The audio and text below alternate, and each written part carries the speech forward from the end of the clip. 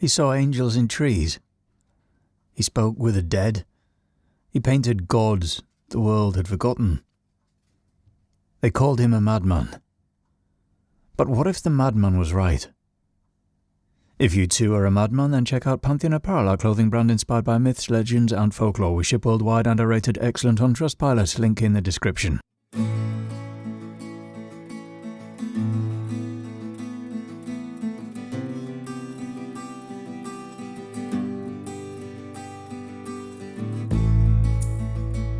William Blake was born in 1757 into the grey and growing sprawl of London.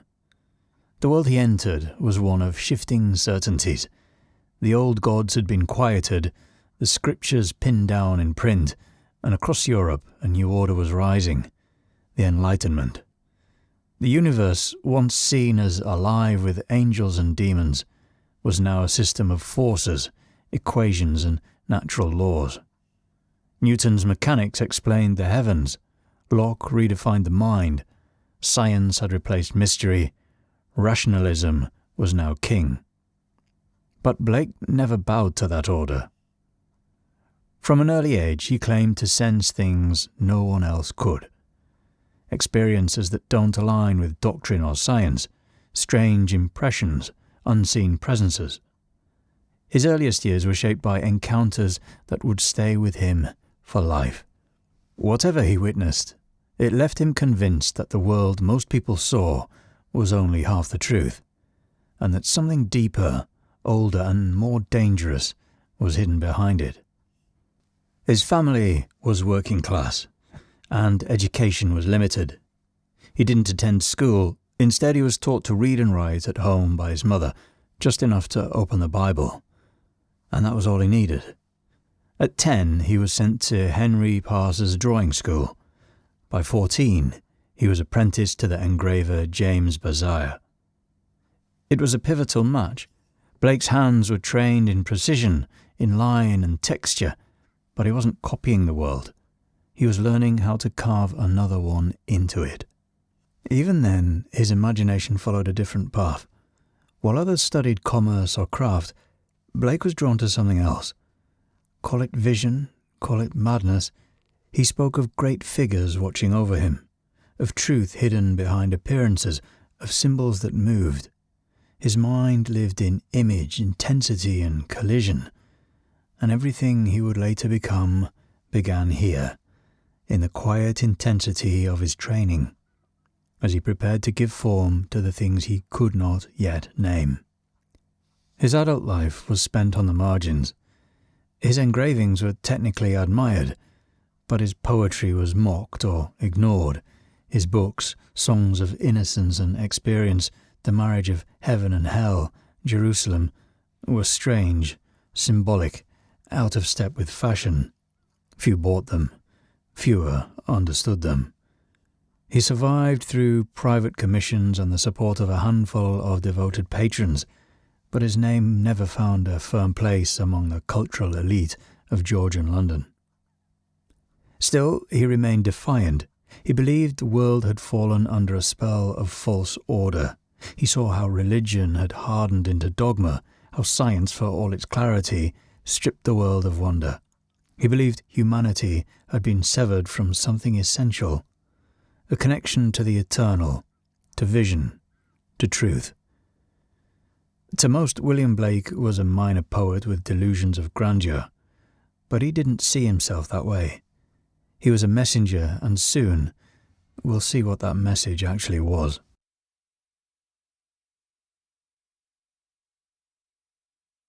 He was 4, maybe 5 years old when he claimed to see the face of God, not in a dream, but in broad daylight, looking through the window of his home. He didn't say it resembled God.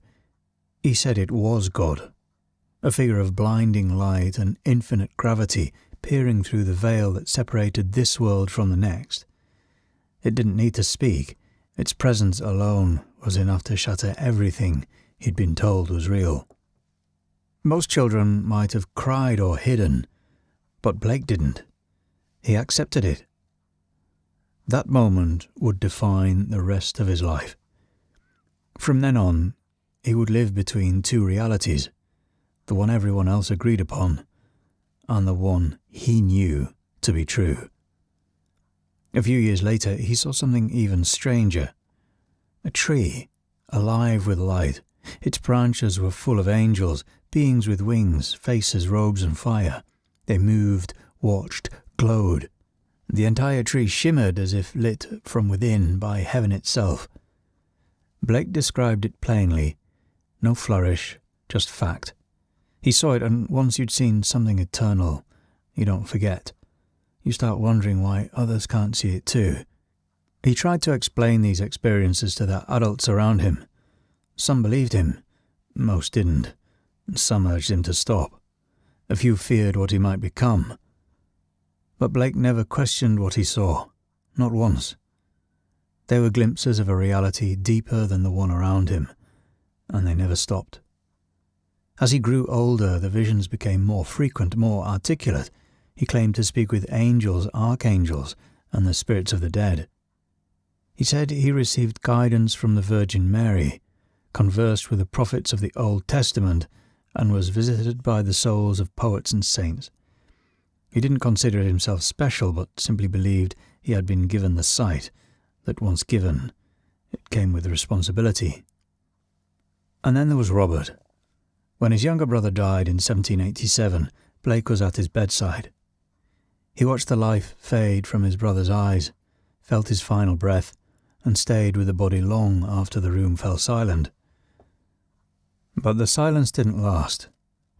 Days later, Robert returned in radiant clarity. Blake said Robert's spirit had appeared to him and revealed something extraordinary. A method of combining text and image, of etching words and illustrations onto copper plates using acid and ink.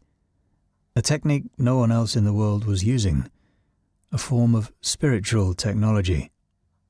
Blake called it illuminated printing. And from that moment forward, every prophecy, every warning, every revelation would be delivered through it. Handcrafted, carved, inked, pressed, and coloured by Blake himself, to the outside world, it was invention, a novel blend of poetry and painting. To Blake, it was divine instruction. There was no distinction between what he saw with his eyes and what he saw with his spirit. Both were real, but only one demanded obedience. The world of vision, of imagination, was foundational. He didn't argue. He obeyed. To Blake, imagination was a form of perception, a way of accessing truths that the physical world concealed. His contemporaries drew maps of nature and built systems of thought. Blake received visions from something older than Scripture, speaking in fire, in wings, in light. And when they spoke, he carved their words into copper, as if the very act of etching them into the world could hold the veil open a little longer. Blake invented gods to warn, and the first of them was Urizen, his answer to the question, what happens when reason goes too far? Urizen is the god of logic, laws, and control, but not the kind that liberates. His reason confines. In Blake's mythos, Urizen is the one who breaks from unity, declares himself creator, and draws a boundary around infinity. He charts the cosmos with compass and rule, forges laws out of fear, and builds a throne upon separation. He creates the material world not as a gift, but rather a prison, a world locked into systems of morality, obedience, and punishment, a place where vision is chained to the senses and imagination is mocked as madness. Urizen claims to be righteous. He speaks in commandments, he punishes desire, he binds the soul with books and bars. But Blake never paints him as evil for its own sake. Urizen believes he's right. That's what makes him dangerous. He mistakes control for clarity. He calls fear wisdom, chains freedom, and all the while, he insists there is no other way. Urizen was Blake's rejection of the God he saw rising in the world around him. a God made in the image of cold Enlightenment rationalism, of Newton's mechanical universe, of church dogma weaponized for obedience. Blake looked at the Old Testament's laws, the church's condemnations, and the scientific worldview that stripped the heavens of angels and called it progress. He answered with Urizen. Urizen would go on to feature in many of Blake's works, always reshaping the cosmos in his own image, and each time the world he built grew smaller, more rigid, more broken. He is the architect of reality severed from the divine, where law replaces love, where the imagination is no longer sacred, just inconvenient. And Blake, for all his quietness, was at war with him. If Urizen is the builder of prisons, then Los is the one who dares to break them. Los is William Blake's answer to one question. What can save us? Not armies, laws or reason, but imagination. Los is the eternal artist, the spirit of creative fire, divine madness and unchained vision. Where Urizen draws lines and closes doors, Los opens them. Los isn't just the opposite of Urizen. He's his shadow, his rival, his jailer. When Urizen breaks away from eternity and builds his cold, ordered world, it's Los who follows him, to contain. He forges time itself as a kind of chain, wrapping Urizen in the ticking moments to stop his spread. But in doing so, he too becomes bound by what he creates. This is Blake's tragedy. Even imagination, when cut off from the eternal, can become mechanical. Los, the liberator, finds himself shaping the very world he meant to fight. The hammer in his hand creates art, but also industry. Vision can harden into repetition, inspiration can fossilize into system. Creation becomes labor. The artist becomes a machine. And yet Blake never loses faith in him, because for all his struggle, Los still burns with purpose. He's the only figure in Blake's myth who works toward redemption. He weeps, he toils, he builds to restore. In Blake's view, imagination was sacred, the only faculty that could pierce the illusion of reality and reach something higher. To imagine was to remember the truth before it was forgotten. It meant breaking through the lies of empire, dogma, and cold rationality and touching the infinite again. Without imagination, man becomes a cog in someone else's machine. But with it, he becomes something else entirely, a creator, a prophet, a flame. Los is not perfection. He fails and suffers, but he is the one figure who dares to dream in a world that's forgotten how. And in that act, he becomes Blake's true hero. According to Blake, the human soul was never meant to be divided. It was once whole, a unified being of vision, instinct, reason, and wisdom. But something broke, a fall not just from grace, but from within. And that fall scattered the soul into 4 powers, 4 beings, 4 zoas. We've already met 2 of them, Urizen, the architect of control, and Los, the struggling spirit of imagination. But the other 2 complete the picture. The first is Tamas, the zoa of instinct, sensation, and the physical body. He represents the raw experience of being alive, hunger, desire, pain, fear. He's the flesh without filter, the beast within man, but also the grounding force that connects soul to world. When balanced, Tamas is the root of vitality. When fractured, he becomes the source of anxiety, lust, and disconnection. The second is Urthona, the zoa of wisdom and insight. More than imagination, more than intellect. He is inspiration in its purest form, the flame behind prophecy and poetry. When whole, he allows the soul to see beyond the material, but when he falls, he becomes closed off, retreating into shadow and silence. Los, the artist smith is actually the fallen form of Euthona, struggling to remember the fire he once carried.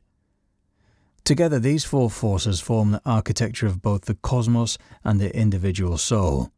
Urizen rules reason, Los rules imagination, Thanos governs the body, Euthona speaks through insight.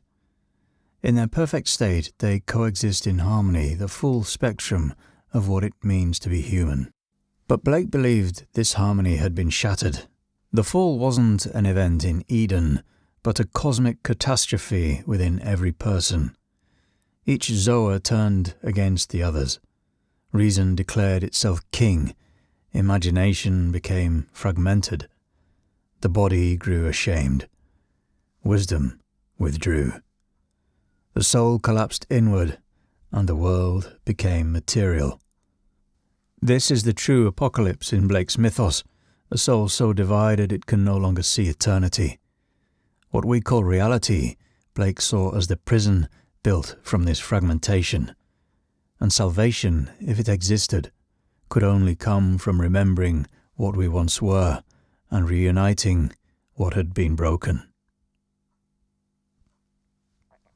In 1790, William Blake unleashed one of the most radical works of his life, The Marriage of Heaven and Hell, a vision carved in contradiction and flame. Written in the voice of the damned, it flipped the script on everything his world held sacred. Blake saw the universe as a tension between two necessary forces, one that constructs and one that disrupts. Heaven, in his eyes, was the realm of restraint, order, and cold virtue. It spoke in commandments and demanded submission. Hell, by contrast, was alive with energy, imagination, and desire. It burned with rebellion, passion, and the power to create. Blake didn't see these as moral opposites, but as equal parts of human nature. To separate them was to cripple the soul. He described this fusion through paradox, that real wisdom begins in excess, that energy is the source of delight, that without friction there can be no movement. These ideas were crystallized in what he called the Proverbs of Hell, short, enigmatic phrases that read like scripture from another world. The road of excess leads to the palace of wisdom. Prisons are built with stones of law, brothels, and bricks of religion. You never know what is enough unless you know what is more than enough. Exuberance is beauty. These were designed to expose the lies buried beneath conventional virtue. Blake believed that what society called holy was often dead inside, and what it called sinful might carry the fire of truth. In The Marriage of Heaven and Hell, angels lecture, devils reply. A dialogue unfolds between order and imagination, between illumination and liberation, and Blake, standing between both, doesn't choose sides. He weds them. He insists that creation itself depends on their union. The book is a reclamation, a reminder that divinity doesn't live only in obedience, but also in rage, in lust, in creativity, and in contradiction. Where others saw hell as a pit, Blake saw it as a forge, where the soul is awakened. Ink, copper, and fire. These were the tools Blake used to deliver his visions. His art wasn't secondary to his poetry, it was part of the message. Each piece formed a visual scripture crafted to transmit something eternal, and his method, illuminated printing, was dictated by the visions themselves. This technique, revealed to him by the spirit of his dead brother Robert, allowed him to fuse word and image on the same copper plate. The words were handwritten in reverse using acid-resistant liquid. Images were drawn directly around them, all in a single unified act. The plate was then etched with acid, inked, printed by hand, and painstakingly coloured. The process was slow and solitary, but it gave him complete control over format, sequence, tone, and texture. Every copy was different. Every page was personal.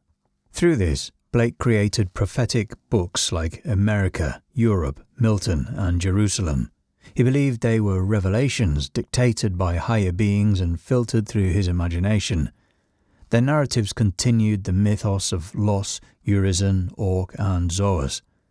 The images were events. These figures shift and transform visually across Blake's words, embodying his evolving understanding of the forces that shape the soul. The Ancient of Days is the most famous of these images, but it is just one moment in a sprawling visual theology. The real significance is how each image links directly to the mythic engine driving his cosmology. His visuals reveal what language alone cannot express: figures of light writhing in torment, celestial bodies collapsing into form, the very fall of Albion made visible in the faces of fractured gods. The art speaks to the eye and the soul at once, bypassing the rational filters Blake so distrusted. For Blake, vision couldn't be confined to a single sense. To truly see, you had to hear, feel, read, and witness all at once. That's why his pages bend time, collapse dimensions, and leave narrative linearity behind. To step into one of Blake's illuminated books is to enter a ritual. Each plate is a threshold, each figure a signal. The art doesn't explain the myth. It is the myth, burning, weeping, unfolding, demanding surrender. Blake never studied the Gnostics. Their ancient scriptures, hidden for centuries, wouldn't be unearthed until decades after his death. But the parallels are undeniable. The Gnostics believed that the world was not created by the true God, but by a lesser being, a blind craftsman who mistook himself for the source. They called him the demiurge, a being of arrogance and error who shaped the material world a cage. Blake, through his own visions, arrived at the same figure, Urizen, a god of law, of logic, of limitation, not evil for its own sake, but tragically convinced of his own righteousness. Both the demiurge and Urizen create order by cutting eternity into pieces. They impose structure where there was once freedom, and call it salvation. In both systems, the human soul is a fragment of something older and higher. The Gnostics called it the divine spark, a piece of true divinity buried in flesh and forgotten. Blake saw this as imagination, the soul's memory of eternity. It was the one part of us that still spoke in symbols, that still recognized beauty as truth and creation as resistance. And then there's a world itself. It was a system of illusions, schools that replaced wisdom with facts, churches that traded vision for dogma, laws that punished desire and called it justice. The Gnostics would have named these forces archons, guardians of the lie, agents of the demiurge who keep the soul asleep. But here Blake diverged. Where Gnostic texts often longed for escape, for a return to the source beyond the stars, Blake chose to remain in the fire. His liberator wasn't an angel from outside. It was Los, the eternal artist, the builder of worlds and breaker of chains.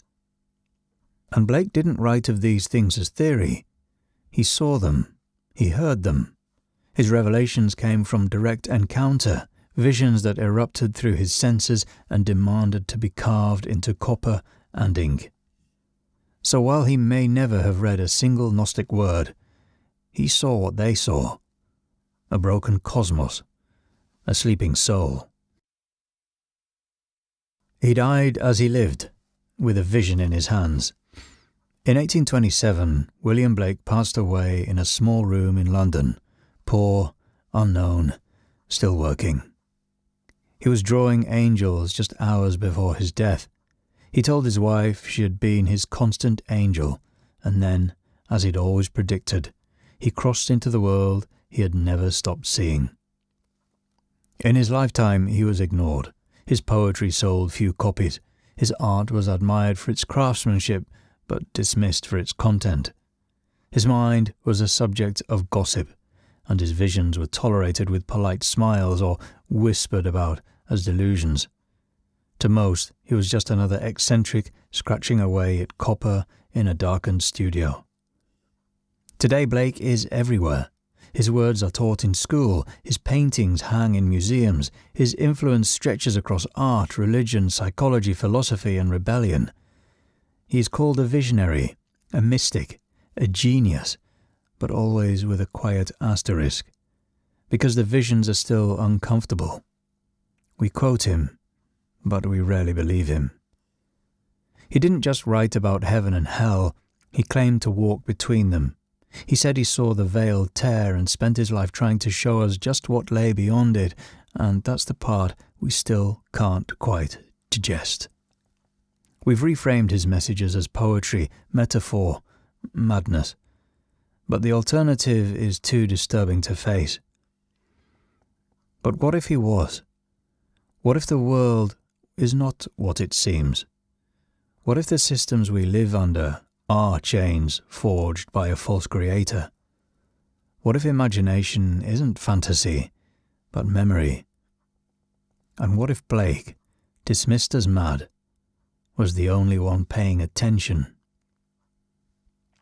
He never begged us to believe him. He didn't ask to be followed. He simply revealed what he saw.